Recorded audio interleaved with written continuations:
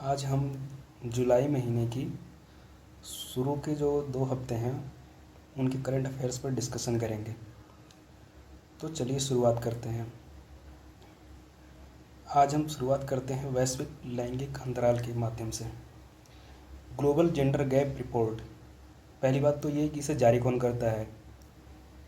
Global gender gap report को जारी करने वाली जो संस्था है उसका नाम वर्ल्ड इकोनॉमिक फोरम है।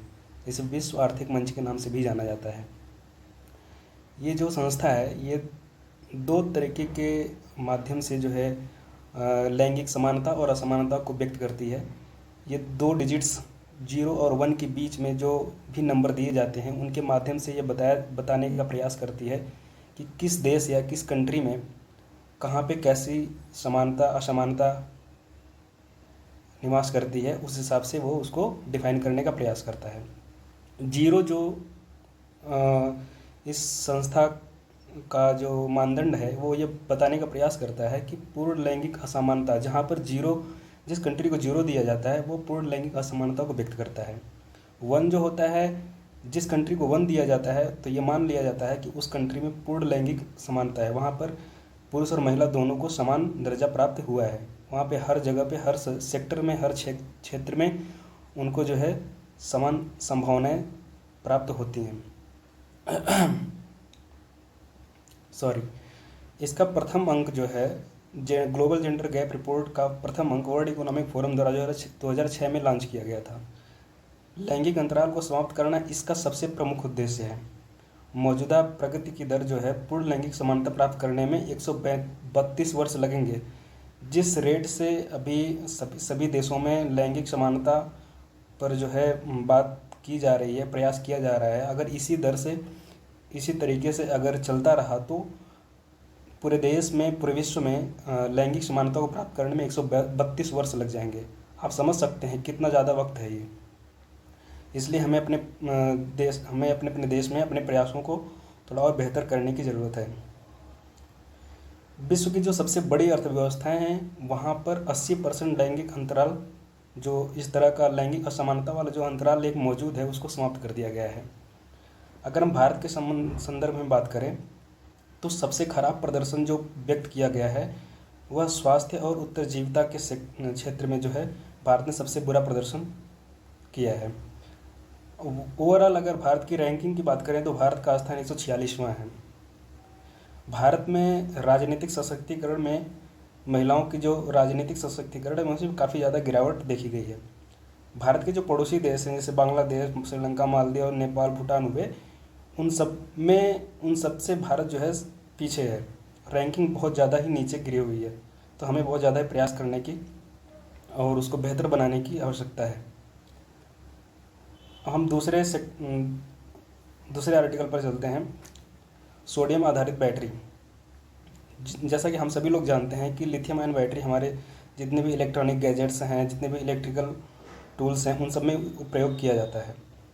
अब एक नई टेक्नोलॉजी उभर के आ रही है, उसमें ये है इस सॉलिड स्टेट वाली जो बैटरियां हैं वे काफ़ी ज़्यादा एफिशिएंसी प्रदर्शित कर रही हैं। उनका परफॉर्मेंस काफ़ी बेहतर दिखाई दे रहा है। इसका सबसे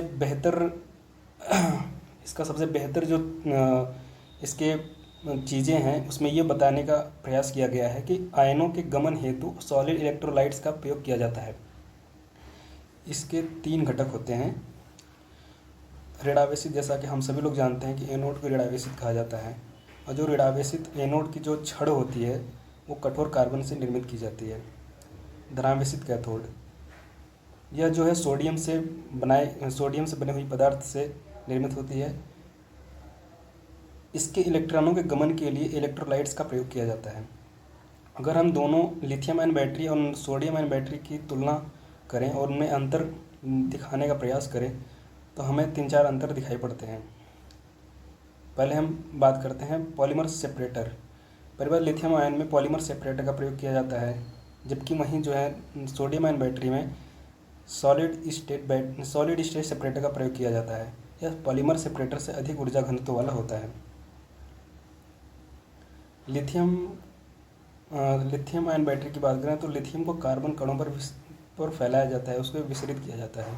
और सोडियम आयन बैटरी की अगर बात करें तो इसमें इसकी आवश्यकता बिल्कुल नहीं होती है, क्योंकि इसका सबसे अच्छा जो परफॉर्मेंस देखा गया है उसमें चार्जिंग टाइम सबसे कम होता है और उपयोग अवधि बहुत अधिक होती है।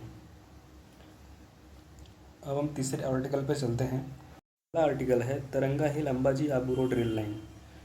जैसा कि आप सब लोगों को शायद पता होगा, तरंगा हिल स्टेशन एक तरह का हिल स्टेशन है जो गुजरात में मौजूद है। वहाँ पे एक अजितनाथ जैन मंदिर स्थित है। अजितनाथ जो है जैन धर्म के 24 तीर्थंकरों में से एक हैं। आप लोगों को ये बताना है कि 23वें तीर्थंकर और पहले तीर्थंकर, जैन धर्म के पहले और 23वें तीर्थंकर कौन थे, उनका नाम आप लोग कमेंट बॉक्स में मेंशन करिए।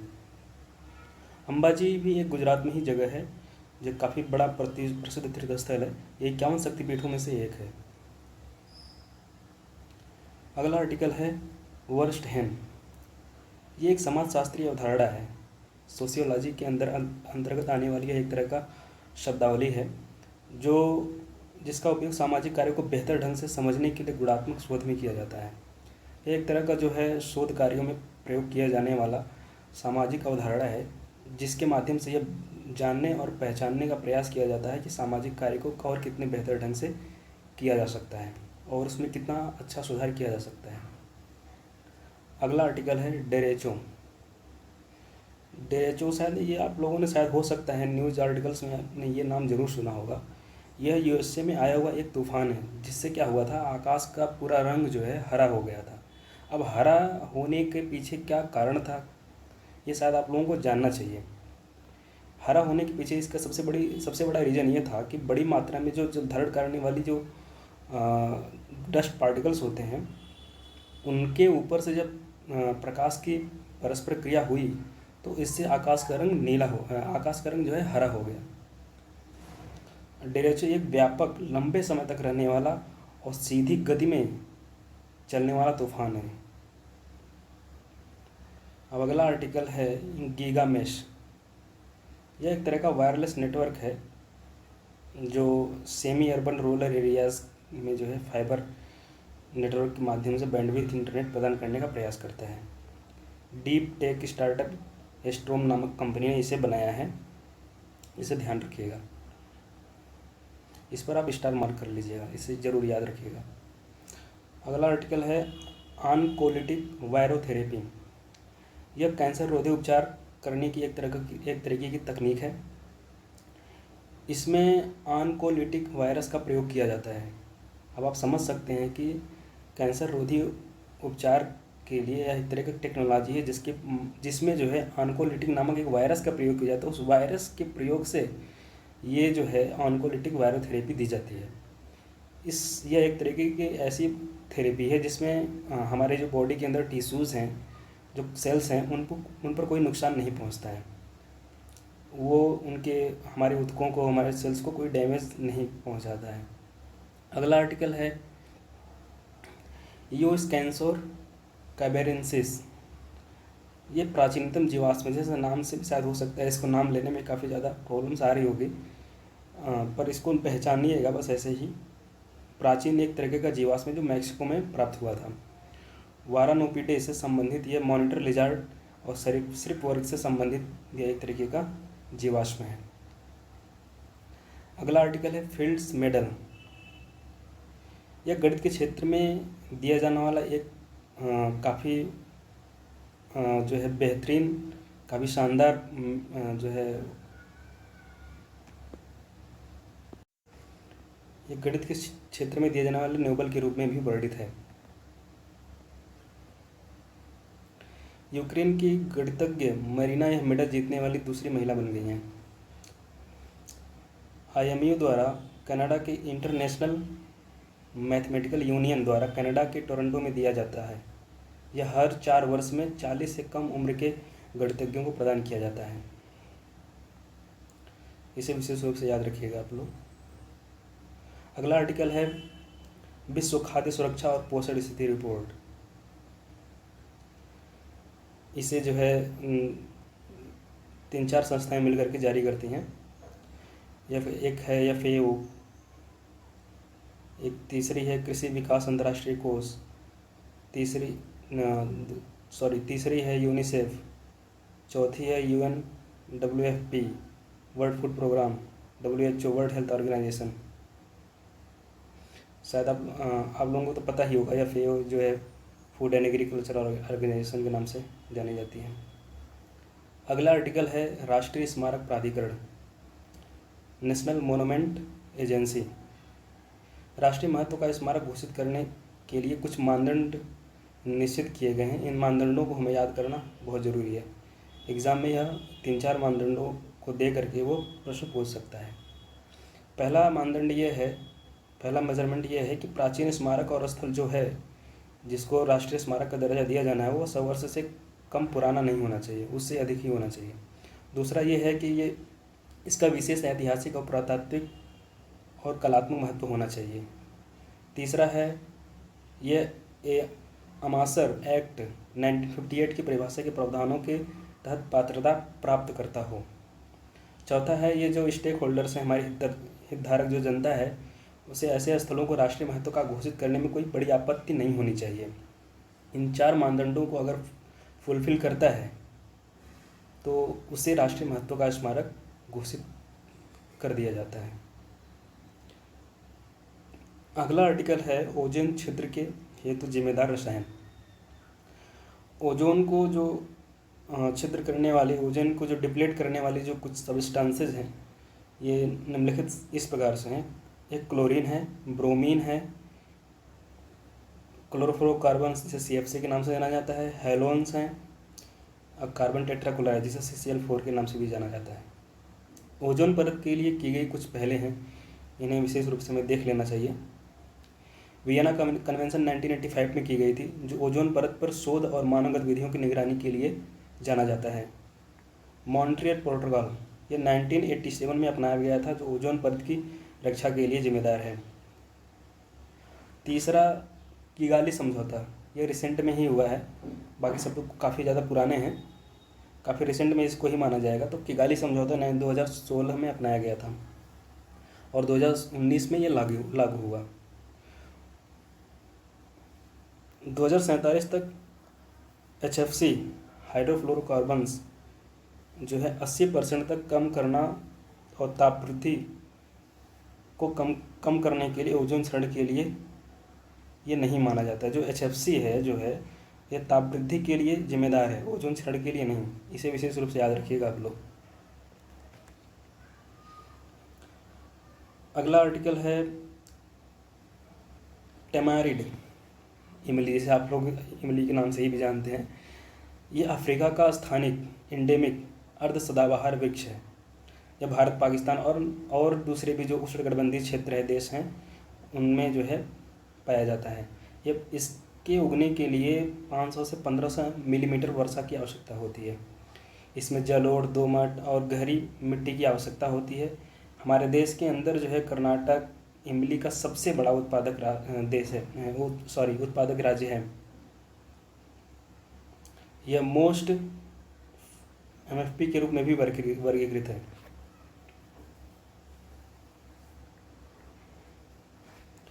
अगला आर्टिकल है PMI, परचेजिंग मैनेजर इंडेक्स।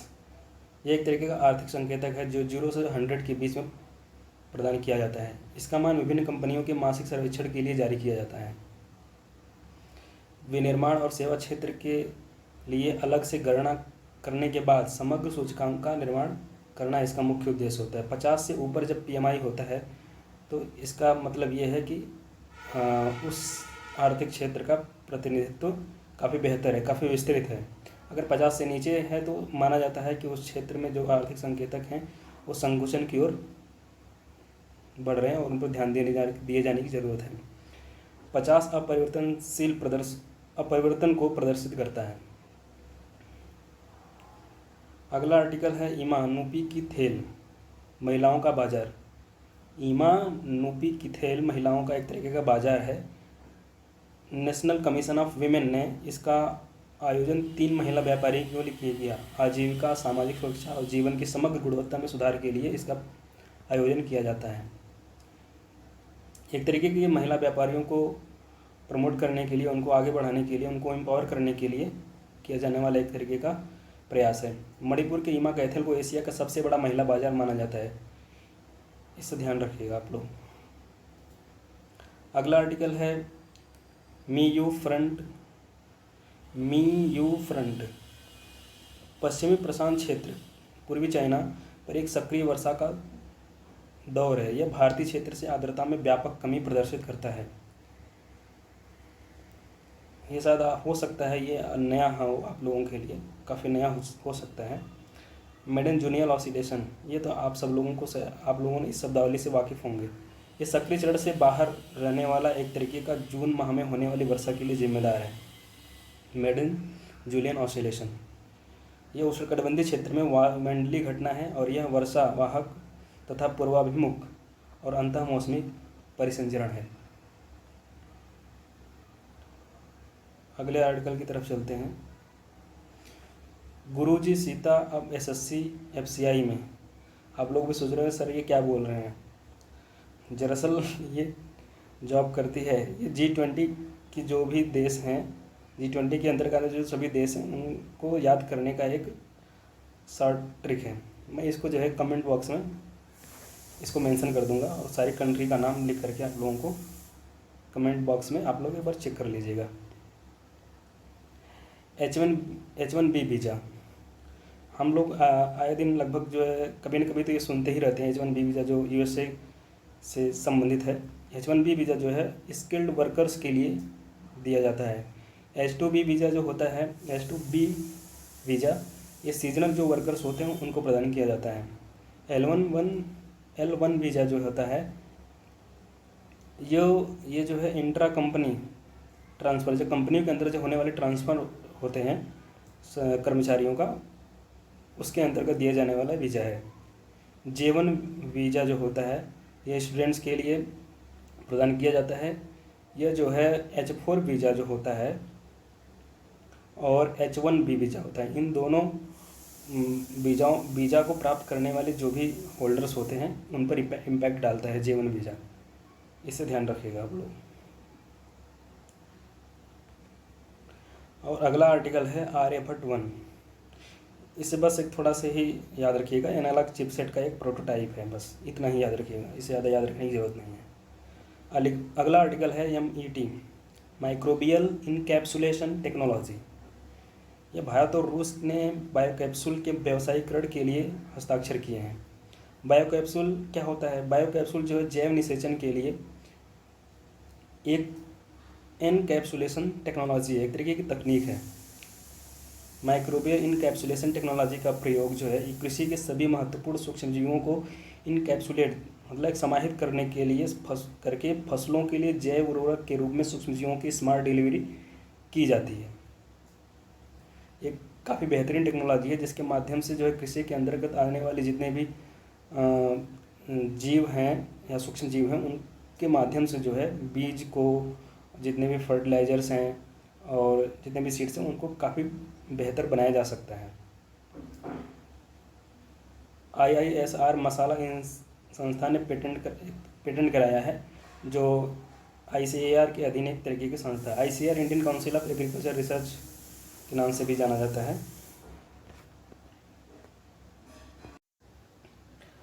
अगला आर्टिकल है startup ecosystem state based rankings. इसे DPIIT द्वारा department of promotion of industries and internal trade, DPIIT को जो है department for promotion of industries and internal trade के नाम से भी जाना जाता है। DPIIT द्वारा 2018 से शुरू किया गया था। किसे शुरू किया गया था? Startup ecosystem state based rankings किसके द्वारा शुरू किया गया था? DPIIT के द्वारा। यह 24 राज्यों और 7 केंद्र शासित प्रदेशों को इस बार जो है 7 व्यापक सुधार क्षेत्रों के अंतर्गत रैंकिंग प्रदान की गई। उनके प्रदर्शन के आधार पर उन्हें रैंकिंग प्रदान की गई। ऐसा नहीं है कि ये 24 राज्यों और 7 केंद्र शासित प्रदेशों को ही दिया जाता है, या हमेशा संख्या बदलती रह सकती है, इसलिए आप लोग इसे फिक्स मत मानिएगा। बस इतना याद रखिएगा, इसे DPIIT द्वारा 2018 से शुरू किया गया था। इसे जो है राज्यों और केंद्र शासित प्रदेशों के अंतर्गत जो सुधार क्षेत्र हैं उनके प्रदर्शन पर रैंकिंग प्रदान की जाती है। अगला आर्टिकल है अंतर्राष्ट्रीय सहकारिता दिवस, इंटरनेशनल कोऑपरेशनल डे। जुलाई का पहला शनिवार, जुलाई मंथ का जो पहला शनिवार होता है उस दिन जो है अंतर्राष्ट्रीय सहकारिता दिवस सेलिब्रेट किया जाता है। 1923 में अंतर्राष्ट्रीय सहकारी आंदोलन और अंतर्राष्ट्रीय सहकारी गठबंधन ने इसे शुरू किया था। इसे याद रखिएगा आप लोग। किन दो संस्थाओं के द्वारा शुरू किया गया था? अंतर्राष्ट्रीय सहकारी आंदोलन और अंतर्राष्ट्रीय सहकारी गठबंधन। तीसरा जो इसका मुख्य पॉइंट ये है कि विश्व में सर्वाधिक सहकारी आंदोलन भारत में ही हुए हैं और 91% सहकारी समितियां जो हैं गाँव में मौजूद हैं। ये काफ़ी बेहतरीन और शानदार पॉइंट है, इसको भी याद रखिएगा आप लोग। सहकारी समिति का गठन जो है सहकारी समिति अधिनियम 1912 द्वारा किया जाता है। ये भारत के अंतर्गत बताया जा रहा है। और 97 कॉन्स्टिट्यूशनल अमेंडमेंट संवैधानिक संशोधन अधिनियम 97 के तहत जो है हमारे देश के अंतर्गत उस संवैधानिक संशोधन किए गए थे जिसके अंतर्गत हमारे संविधान में 43B और भाग 9B जोड़ा गया था। हमारे देश के अंदर जो भी सहकारी संस्थाएं हैं उनके प्रबंधन और गठबंधन के लिए 97 कॉन्स्टिट्यूशनल अमेंडमेंट काफ़ी बड़ी भूमिका प्रदर्शित करता है। अगला आर्टिकल है लकांग मेकांग सहयोग LMC। इसकी शुरुआत 2016 से ही हो गई थी। नदी के तटवर्ती देशों के मध्य संचालित विकास परियोजनाओं पर तनाव को कम करने में यह मददगार है। लकांग, हम सोच रहे होंगे क्या है? लकांग जो है मेकांग नदी का जो है चाइनीज़ नाम है, चीनी नाम है इसका। अब ये जो लकांग नदी है इसका उद्गम स्थल तिब्बत का पठार है। ये जो मेकांग रिवर है ये चीन, Myanmar, Laos, Thailand, Cambodia, Vietnam से होकर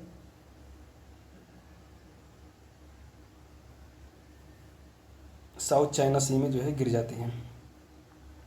भारत में शीर्ष प्लास्टिक अपशिष्ट उत्पादक राज्य पहला महाराष्ट्र है, दूसरा तमिलनाडु है, तीसरा गुजरात है। इसे सेपरेटली याद रखिएगा। पहला और दूसरा तक तो याद रखिएगा ही किसी भी हाल में। CPCB के आंकड़ों पर आधारित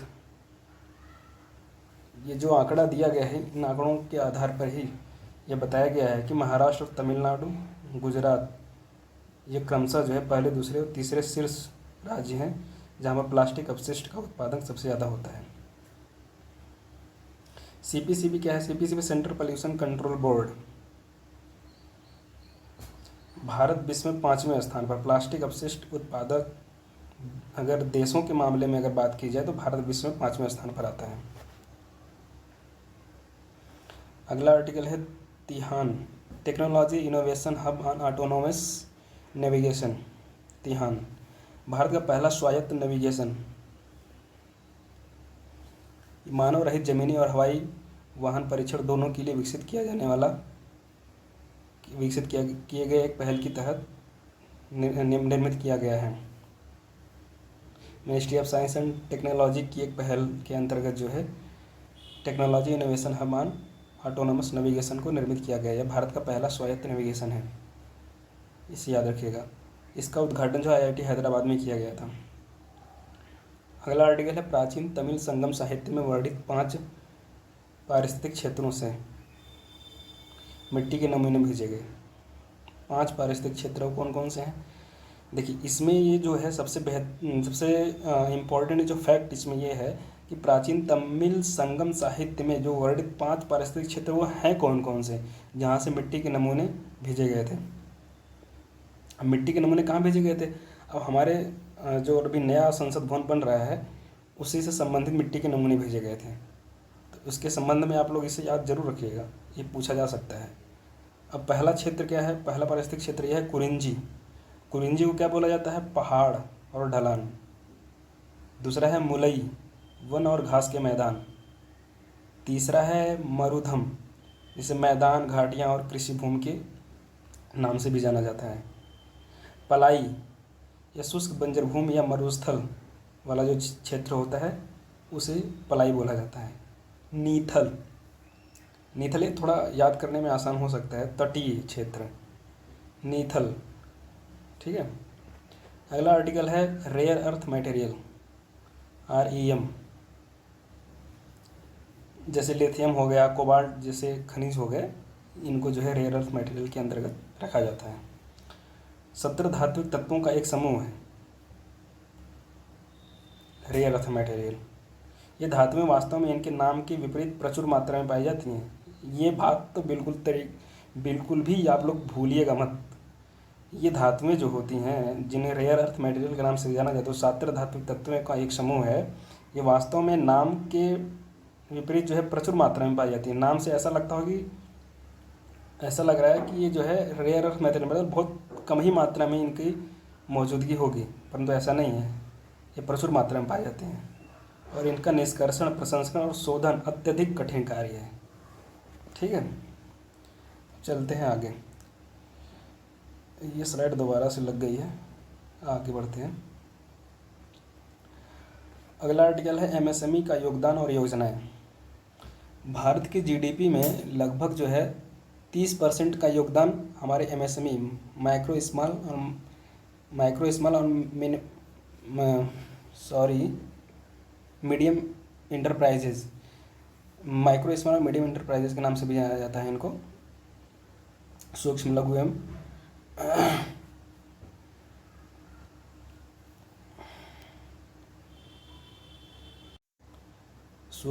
एवं मध्यम। भारत की जीडीपी में इनका 30%, लगभग 30% का योगदान होता है। निर्यात में 48%, विनिर्माण क्षेत्र में 45%। एक रैम्प नाम की एक योजना है, एक स्कीम है, इसे भी याद रखिएगा आप लोग। इसका फुल फॉर्म है rising and accelerating MSME performance.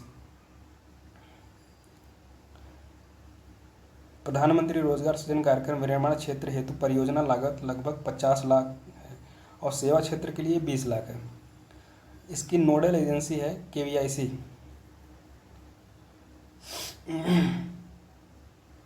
Khadi and village industries. KVIC को क्या बोला जाता है? Khadi and village industry. लाभार्थी कौन कौन से हैं इनके?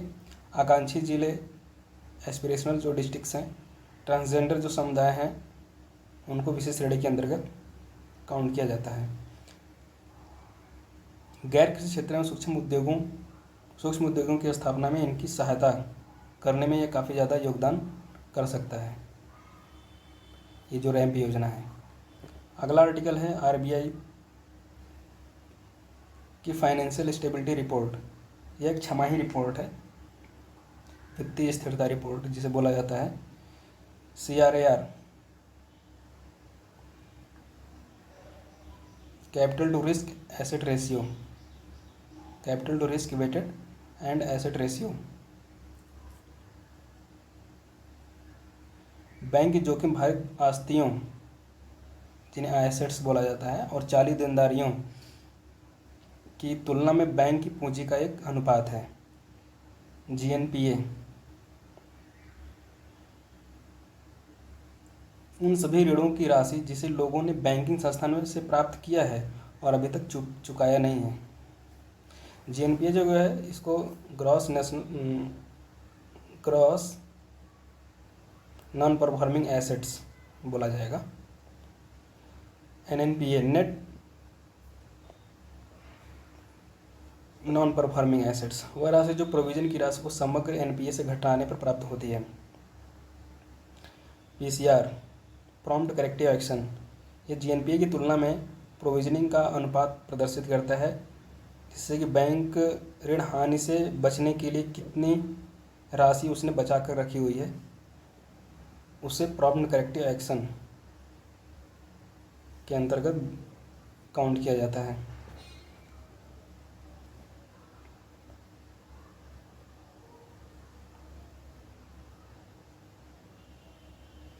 Wrap business reform action project 2020 DPIIT द्वारा department for promotion of industries and internet trade द्वारा 2014 से जारी किया जा रहा है। ब्रैप 2020 जो है 15 व्यावसायिक नियामक क्षेत्रों को शामिल करता है। इसमें पहली बार आर्थिक क्षेत्रवार सुधारों पर सुझाव प्रस्तुत किया गया है। पहला top achievers, aspires and emerging. अगला आर्टिकल है PSLV इसरो का, जिसे वर्क हॉर्स भी बोला जाता है, इसे याद रखिएगा आप लोग। PSLV C-53 के तहत सिंगापुर के उपग्रहों का सफलतापूर्वक प्रक्षेपण किया गया। यह NSIL का दूसरा वाणिज्यिक मिशन है। NSIL क्या है? New space India limited. इसे इसरो की कॉमर्शियल विंग के नाम से भी जाना जाता है। यह एक इसरो की कॉमर्शियल विंग है। PSLV के 4 चरण होते हैं। पहला और तीसरा जो चरण होता है ये ठोस प्रणोदक, जबकि दूसरा और चौथा तरल प्रणोदक होता है, प्रोपल्सन जिसे बोला जाता है। पहले 3 चरण उपयोग के बाद जो है समुद्र में गिर जाते हैं, जबकि अंतिम चरण जो है अंतरिक्ष के अंतर्गत मलबा बन जाता है। चौथा जो अंतिम चरण होता है, इसका उपयोग हल्के भार वाले मिशनों को भेजने में किया जाता है।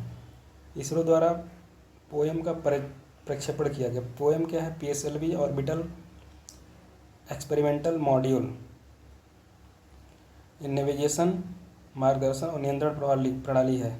इसको सौर ऊर्जा पैनल द्वारा और लिथियम आयन बैटरी से प्राप्त किया जाता है। इसको जो एनर्जी प्राप्त होती है, इससे जो ऊर्जा प्राप्त होती है, ये जो सोलर पैनल और लिथियम आयन बैटरी के द्वारा दी जाती है। अगला आर्टिकल है PSLV भी थोड़ा सा रह रहा था। PSLV सन सिंक्रोनस, जियो सिंक्रोनस में प्रक्षेपण कर सकता है। Colombo security conclave. अगला आर्टिकल है कोलंबो सिक्योरिटी कॉन्क्लेव में भारत, मालदीव, श्रीलंका, मॉरिशस इसके सदस्य। बस इतना ही याद रखिएगा आप लोग, इससे ज़्यादा कुछ याद रखने की जरूरत नहीं है। 101वां संविधान संशोधन, जैसा कि आप सब लोगों को पता है कि 2016 में किया गया था, जिसे GST के अंतर्गत GST काउंसिल का गठन किया गया था। GST 1 जुलाई 2017 से लागू हुआ था। पहली बार 2003 और 2004 में केलकर कमेटी में इसका जो है वर्णन किया गया था। एक और चीज़ है वर्ल्ड सिटीज़ रिपोर्ट। इसे कौन जारी करता है? UN हैबिटेट द्वारा वर्ल्ड सिटीज़ रिपोर्ट जारी की जाती है।